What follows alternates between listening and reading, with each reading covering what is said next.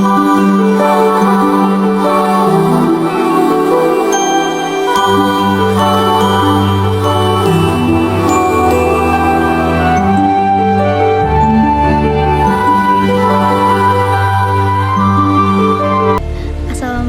warahmatullahi wabarakatuh.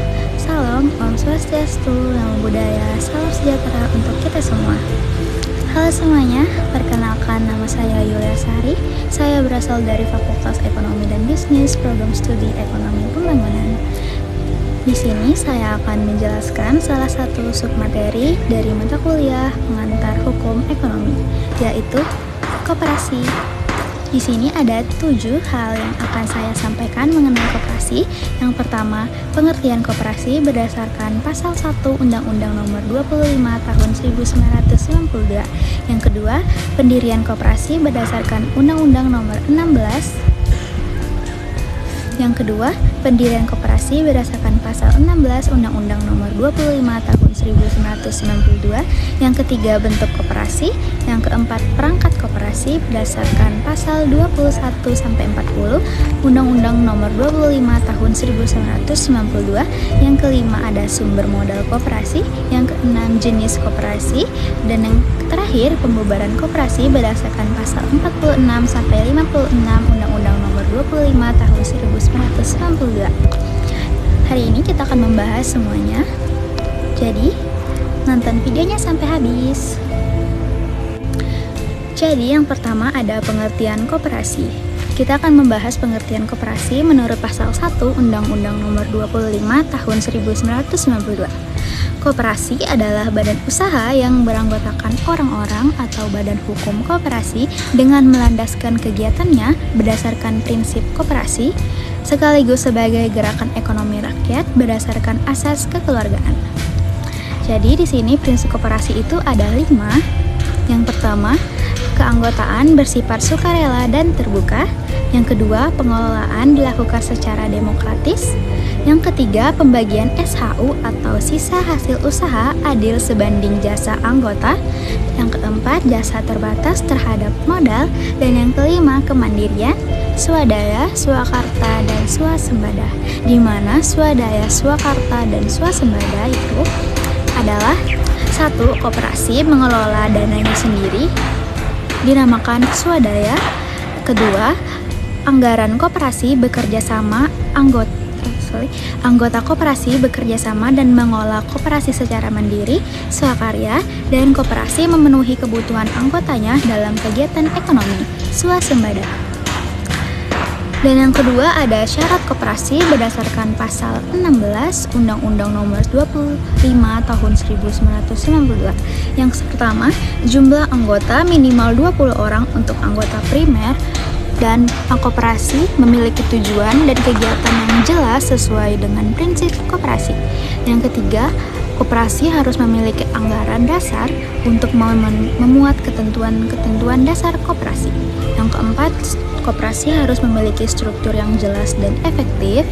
Lalu yang kelima, koperasi harus memiliki pengurus dan pengawas yang memenuhi syarat serta bertanggung jawab. Yang keenam, modal. Koperasi harus memiliki modal untuk menjalankan usahanya. Dan yang ketujuh, pendaftaran. Koperasi harus didaftarkan di instansi yang berwenang. Lalu ada dokumen pendirian. Dokumen pendirian meliputi 1. Akta pendirian. Akta pendirian ini koperasi dibuatkan oleh notaris. Dan yang kedua, anggaran dasar. Anggaran dasar koperasi yang memuat ketentuan-ketentuan dasar koperasi. Dan yang ketiga, ada daftar anggota. Daftar anggota koperasi yang memenuhi syarat.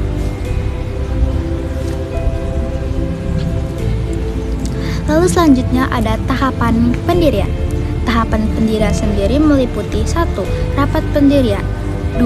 Pembuatan akta. Pembuatan akta pendirian. Dan yang ketiga, pendaftaran. Pendaftaran koperasi pada instansi yang berwenang. Yang keempat, penerbitan surat keterangan terdaftar. Lalu selanjutnya ada bentuk koperasi. yaitu yang pertama koperasi primer. Koperasi primer didirikan oleh minimal 20 orang.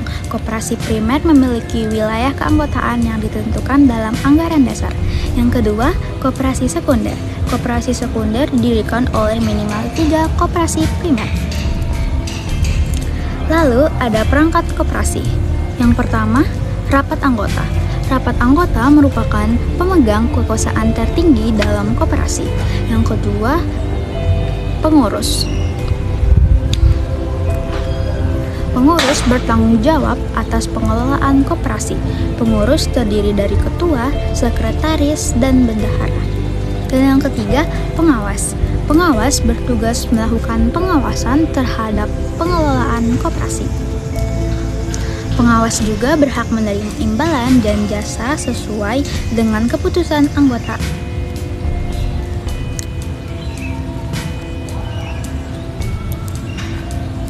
Lalu selanjutnya ada modal koperasi. 1. Ada modal internal. Di dalamnya seperti simpanan pokok, simpanan wajib, cadangan, donasi atau hibah, SHU yang belum dibagi. Lalu yang kedua ada modal eksternal, yaitu pinjaman dari bank atau lembaga keuangan lainnya, hibah dari pihak lain, dan sumber lainnya yang bersifat sah. Lalu selanjutnya ada jenis-jenis koperasi. Berdasarkan kegiatan usaha, yang satu, koperasi simpan pinjam adalah koperasi yang melakukan kegiatan usaha simpan pinjam uang. Tujuan utama koperasi simpan pinjam adalah untuk membantu anggota memenuhi kebutuhan keuangannya. Dan yang kedua, koperasi jasa. Koperasi jasa adalah koperasi yang melakukan kegiatan usaha jasa.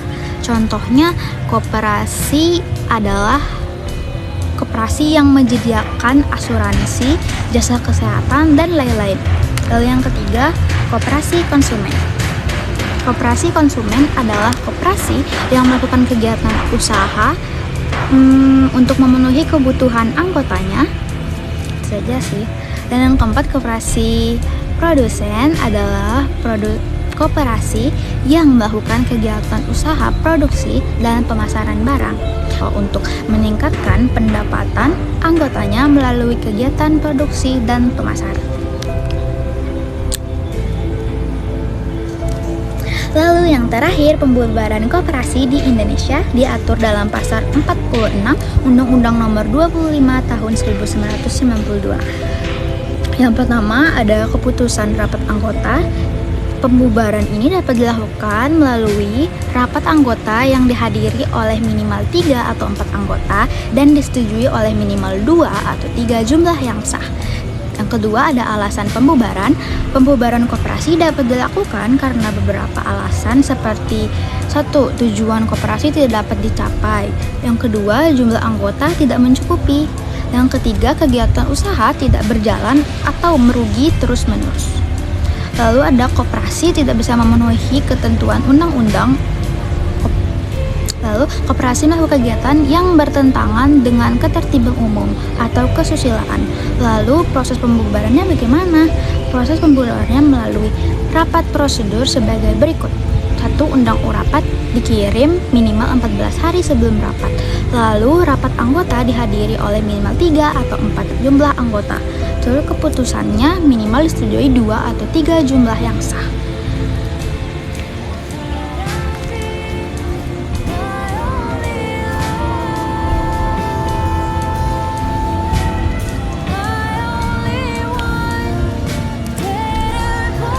Mungkin itu saja yang dapat saya jelaskan mengenai koperasi.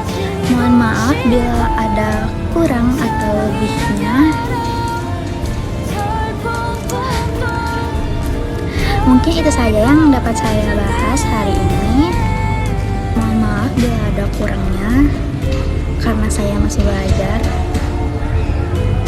Enggak. Jadi teman-teman, mungkin hanya itu saja yang dapat saya bahas di video ini. Mohon maaf lebih kurangnya. Assalamualaikum warahmatullahi wabarakatuh.